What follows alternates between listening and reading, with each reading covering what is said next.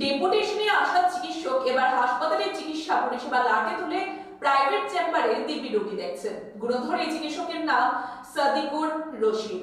তিনি গত 5 থেকে 6 দিন আগে বিশ্রামগঞ্জ প্রাথমিক স্বাস্থ্য কেন্দ্র থেকে ডেপুটেশনে মধুপুর প্রাথমিক স্বাস্থ্য কেন্দ্রে আসেন। ডেপুটেশনে আসা চিকিৎসক এবার হাসপাতালের চিকিৎসা পরিষেবা লাটে তুলে প্রাইভেট চেম্বারে দিব্যি রোগী দেখছেন। গুণধর এই চিকিৎসকের নাম সাদিকুর রশিদ।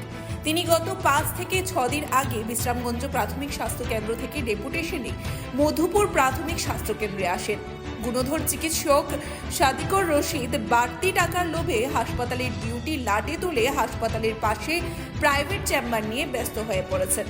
পরে সংবাদ মাধ্যমের কর্মীরা খবর পেয়ে গুণধর এই চিকিৎসকের প্রাইভেট চেম্বারে হানা দিতে সাংবাদিকদের সাথে অসংলগ্ন আচরণ সহ সাংবাদিকদের দেখে নেওয়ার হুমকি দিতে থাকেন। বিশ্রামগঞ্জ প্রাথমিক স্বাস্থ্য কেন্দ্রে থাকাকালীন সময়েও এই চিকিৎসকের বিরুদ্ধে একাধিক অভিযোগ ছিল। স্থান পরিবর্তন করার পরেও চিকিৎসক নিজের স্বভাব পরিবর্তন করতে পারেননি। সংবাদ মাধ্যমে কর্মীদের সাথে একজন চিকিৎসকের এ ধরনের আচরণের ঘটনায় বিশালগড় প্রেস ক্লাবের পক্ষ থেকে তীব্র নিন্দা জানানো হয়েছে এবং রাজ্য সরকার ও সংশ্লিষ্ট দপ্তর যেন গুণধর এই চিকিৎসকের বিরুদ্ধে ব্যবস্থা গ্রহণ করে এই দাবি জানিয়েছেন বিশালগড়ের সাংবাদিকরা।